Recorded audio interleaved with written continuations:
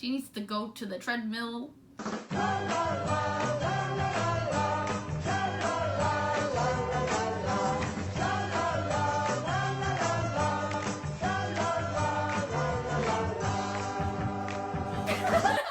Hello everyone, my name is Jess and welcome to my channel. If you're new here and you like my face, stick around for some fun content. So, if y'all were wondering where the rest of the Iceland videos are, they're gonna be on my vlog channel eventually. I just felt like if I just posted all 8 of them here, it'd be like, hey, where's your normal content with quirky things? I don't know. And today is interesting because I started a series maybe like a year or 2 ago where I was reacting to my attempt at writing a novel. I thought I was gonna be an author at one point, and I was like maybe 12 when I wrote it, so it's really rough. So I already reacted to the first 3 chapters, so if you want to watch those first, feel free, or if not, you can just stay here and try to connect the dots. Let's begin with chapter 4. I just remembered that day back in the 6th grade. It started in an argument, and then it started to get physical. Cool. I didn't really see her get beaten up, but I saw the giant mob of people and lots of screaming. And enraged, Nathan ended up knocking Tiffany out, and everybody cowered away from being terrified. That sentence was weird, but let's continue. She then got sent to the hospital. I caught a glimpse of her on the stretcher, and she looked pretty bad. Wow, that was literary intelligence right there. Pretty bad. One thing you learned. Can you tell us one thing you learned in school this year? I learned about bugs. Is never use the word bad. You gotta use horrible or horrendous or something more avant-garde. Synonyms, my dudes. After she left, I noticed that there was a giant pool of blood on the ground. Great. We love that. The stain is still on the pavement near the biggest oak tree near the playground. Why did I use near multiple times in the same sentence? Who was I trying to be? I was obviously dumb. And 12. Anyway, in the end, she got paralyzed and had a broken nose. Wow, this got dark. Like, what the? And the thing is, I haven't read the other 3 chapters in a long time, so I don't even know where I'm at right now. But we're just gonna keep going. She almost died from the amount of blood that she lost. As a result, they sent Nathan to juvie and made him get counseling so he would not beat up another person. But you can never be too sure. Wow. This is like a moment of my trust issues coming to fruition. You can never be too sure that someone has changed, but you know, some people can and do change. For instance, back in my youth, surprisingly not, I was bullied, but okay, I feel bad for you. It caused me to myself.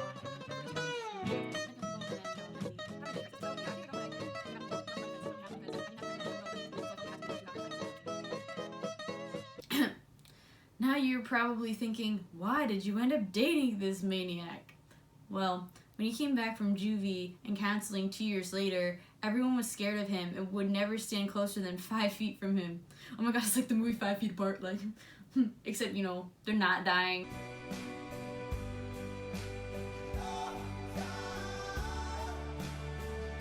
And he just has anger problems. Anyway, Nathan was always alone and I honestly felt bad for him. He also became my lab partner and it seemed like he was not such a violent person anymore. We actually became really good friends because his friends were scared of him and my friends were starting to leave because they thought I was being brainwashed. You are being brainwashed. There were several things wrong with that. If his friends were scared of him, they wouldn't be his friends anymore because they just drop him like a fly. And then the reason that the main character's friends were like leaving is because they thought she was being brainwashed. Even if you think your friend's being brainwashed, if you're really a friend, you stick by them and you tell them straight up, like, yo, you cannot do this to yourself. And like, their opinion is cool as long as they like support you in your endeavor, even though later on they can be like, oh, I told you so, or whatever. See, are these people really your friends? You gotta think about that stuff. This made us even more than friends. Nathan asked me out, and I said yes because maybe Tiffany was not the right one for him. Oh yeah, I guess Tiffany was his ex-girlfriend and he beat her up. I caught up with myself. In a way, I do not blame him for beating up his ex. Tiffany was just generally annoying. Oh my god. So what I'm saying is, oh, it's acceptable to beat someone up if they're annoying. No, Jessica. You are a bad example. You probably wrote this back when you were in your bullying phase. I was a terrible human being. She is the most talkative person that has ever set foot on earth. Honestly, if I even say hi to her in the hallway, she'll try to carry on a conversation with me that I don't want to hear. Like, one time she told me that she scratched her finger on a doorknob 3 times in the same spot. Funny thing is, I actually did that. Don't ask me how, because it's dumb. I mean, I don't think anyone could stand that girl and her conversations. Also, if you start to talk to her, she will think that you are her best friend and be like stalking you 24/7. Plus, she wasn't the prettiest flower in the garden, if you know what I mean. Oh, I burnt her. I called her ugly. Wow. The main character was like roasting the bitch. Chestnuts roasting on an open fire. She was stick thin with very small green eyes and crooked front teeth. Her nose was huge and it had extremely expressive body language. Yeah, it got a visual. Teeth can be fixed. Plastic surgery exists. And you are who you are. I can't help myself. And you should accept that. When she was mad, you would instantly know that she was mad. Anyway, I know that I'm nothing like that girl, so he wouldn't have had a reason to beat me up, so we started dating. No. I think the main character was taking out her insecurities and insulting the other girl and trying to think she was superior. Bullshit. I will call myself out for writing this terrible freaking It's so bad. Our first date was casual but fun. We went to the Pottery Barn. Who goes on a date in general to the Pottery Barn? Did I think I was like a 35 or 40-year-old like woman in this story? Because how is that fun? Like, on a date to the Pottery Barn? I should have put like fucking around in Walmart, because you know, that is a great pastime. If you have not done it, I recommend. And since Nathan's sister worked there, he knew exactly how to work the pottery wheel. I think in the past I thought Pottery Barn was a ceramics place. I was an idiot. He explained and helped me set it up. Nathan then romantically wrapped his arms around me, placing his hands over mine to spin the pot. I had a ghost moment. Well, the main character had a ghost moment. If there's a ghost moment in your story, I give myself that. That's a step up. That's a little more successful. I thought that his hands would feel all rough, but surprisingly they felt as smooth as satin. Nathan guided my hands up and down the pot, or what was soon to be a pot. Our creation didn't look too good, but we didn't care. It only mattered at the time that we made it together, after our hands perfectly intertwined, and he kissed me. I don't really know how to describe the kiss. That's how amazing it was. At the time, I thought this was the guy for me, but then I heard rumors that turned me off. Bitch acting like she a TV.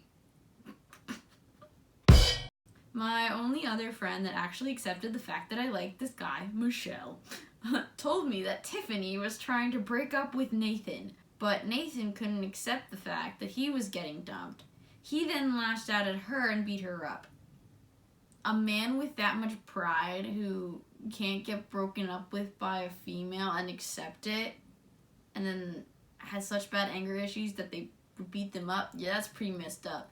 I would have ditched Nathan too, honey. Then a thought hit me. The longer that I go out with him, the harder it would be for him to let me go. I still really liked him, but I wasn't in the kind of mood to get paralyzed. I don't think anyone is, my dudes. I mean, I have a life to live, so I broke up with him in person because You can't keep running from your problems. This is how the conversation went. Hey, I said in kind of a nervous voice. What's wrong? Nathan immediately replied in concern. Well, I have something to tell you. What is it? We have to break up. I answered, being prepared if he would hit me like he did to Tiffany. This is just something. No, you are not breaking up with me, Nathan screamed back at me.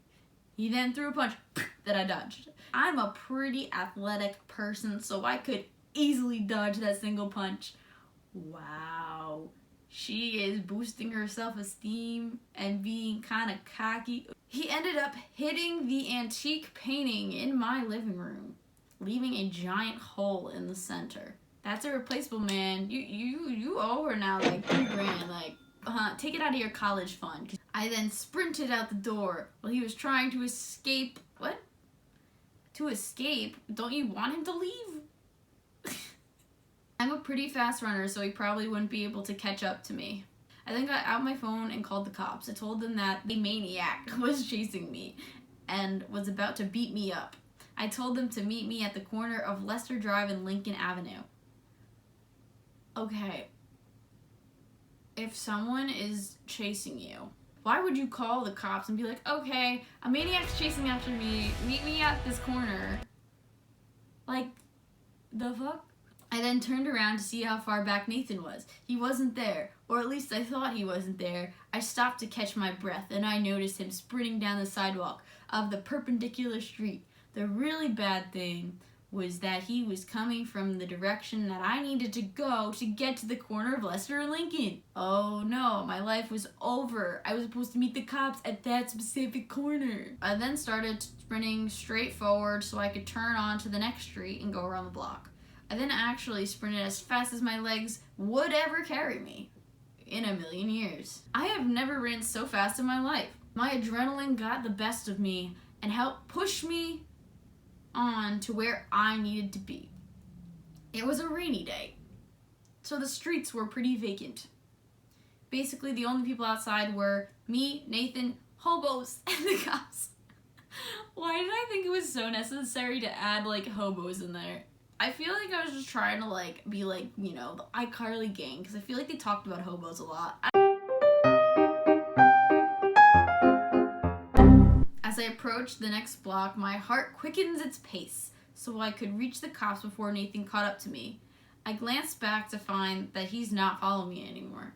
I still sprint because I did not know if he really stopped following me or he was just stalking me from behind a nearby dumpster.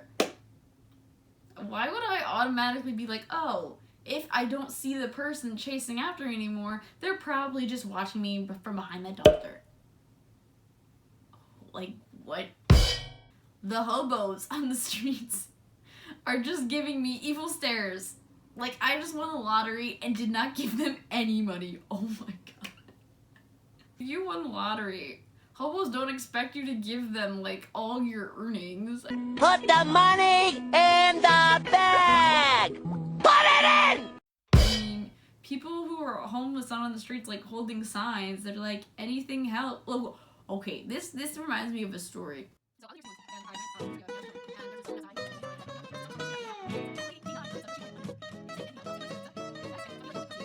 At that point, I knew that the hobos knew something. Okay, if someone's giving you an evil stare, how do you know that they know information? That just means that they hate you. As I reached the corner to try to talk to the cops, I was so out of breath that I could barely breathe. So my words came out inaudible. She claimed she was athletic, but if she's that out of shape, then, like, she needs to go to the treadmill. Breathe so I can understand you.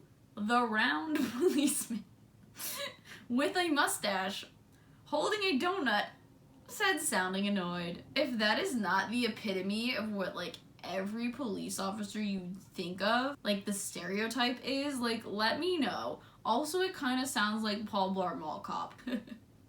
Kevin James, an icon. Just as he said this, I caught a glimpse of those Nikes around the corner of Carson Drive and Maplewood Ave. I then decide not to say anything else. And that's how it ends. Final thoughts. I have one more chapter of this if you want me to react to that. Let me know if you want. Love that for us. This video gets to 10 thumbs up. I'll make the 5th one. Stay safe, children. Be good people, do amazing things, and see you next time. Bye.